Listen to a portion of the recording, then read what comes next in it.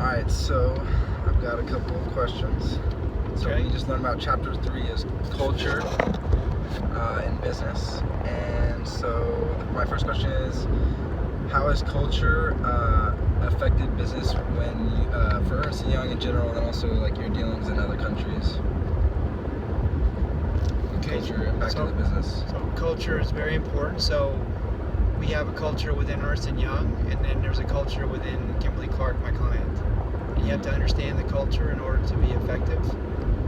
And also then when you start doing work with either EY in other countries or else Kimberly-Clark in other countries, each one of the cultures is different in each one of the countries.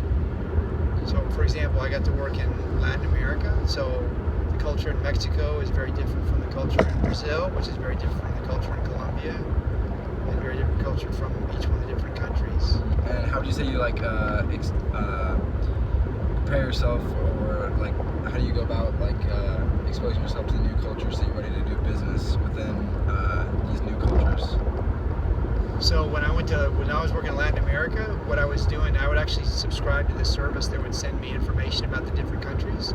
So that when I went to Brazil, for example, even something so simple as knowing the name of the president and knowing some of what's going on in the country as far as what's some of the political things going on, and being able to know, how long that person had been president of the company or country, or how long, just so knowing some of the current events. Because what you'll find is most often people outside the United States know a lot about what's going on in the United States. I mean, even in Canada, we lived in Canada for 2 years.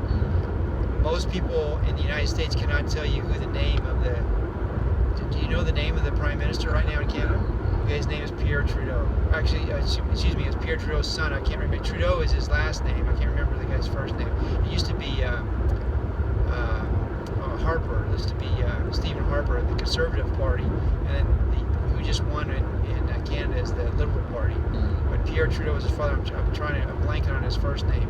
But the point is, you go to these other countries and they know about Obama and they know about Clinton. They know more about what's going on in our country, and we often know very little about what's going on in their country. So I'd always make an effort to try to learn about what's going on in their country before I go travel that country.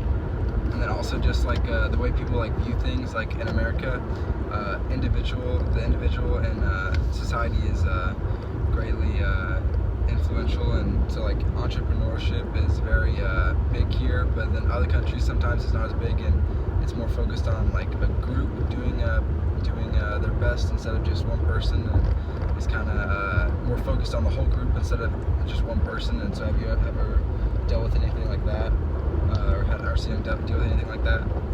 Well, yeah, so here's the thing that we have to be careful about too, because have you ever heard the concept of an ugly American? You ever talked about that in school, the concept of ugly American?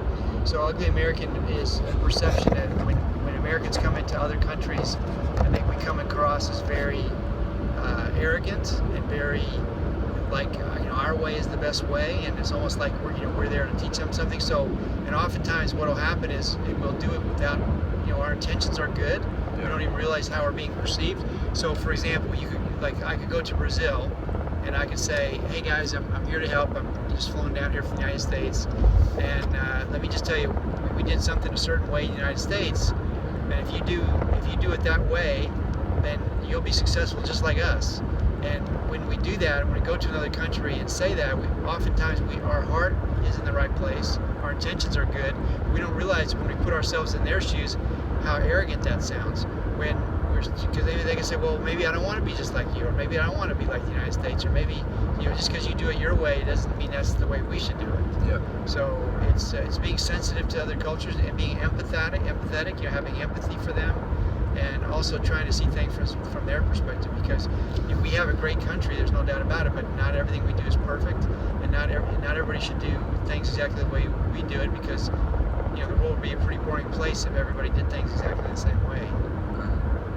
Alright, and then also there's a bunch of different like social structures in other countries, such as like the class system. Have you ever had to deal with anything like that, where kind of people are viewed as being in different classes? Yeah, well, that's true in a lot of the countries in Latin America, because see, one thing about the United States, it's unique about the United States, is we have a huge middle class, huge.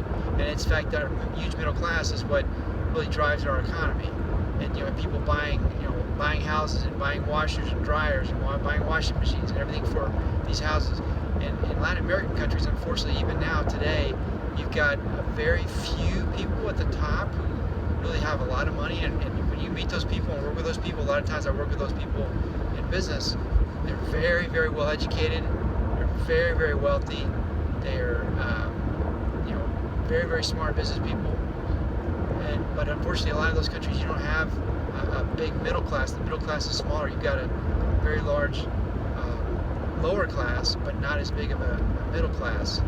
And in a lot of these countries too, you got indigenous people, and just as often is the case, they're not as well treated. So yes, definitely class system, and in the Latin American countries, oftentimes it's that upper class really controls. I mean, Mexico's a classic example of that. I'm exaggerating here, but there's about 2 or 3 dozen families, that really prominent families in Mexico, that really have a lot of control. Yeah. So, for example, Kimberly-Clark they have a unique structure in the country of Mexico, because KC New Mexico, Kimberly-Clark owns less than 50% of that. So it's actually owned by it's actually an independent company in Mexico, and the guy that runs it is Claudio Gonzalez, and he's very, very, very wealthy, very influential business person in Mexico. And then the last question is, how does EY deal with all the different religions that they have to deal with, or work with in business meetings and stuff, and how do they educate themselves on the values or norms of the other religions that they've come in contact with? Well, so you have to be very sensitive to that. So, for example, sometimes I do business in the Middle East, and so, for example, in the Middle East, the Arab countries, their holy day is Friday. And in the Jewish tradition, their holy day is Saturday, and in the Christian tradition, their day is Sunday. So in the Arab countries, they take off Thursday and Friday, but they work Saturday and Sunday. So when you're working with those cultures, you have to be conscious and sensitive to that, and realize you can't call a conference call for a country or a firm that's working in the Arab country on a Friday. Yeah. Because that's not going to work. So you have to be very sensitive to that and just adapt accordingly. All right, thank you, Keith.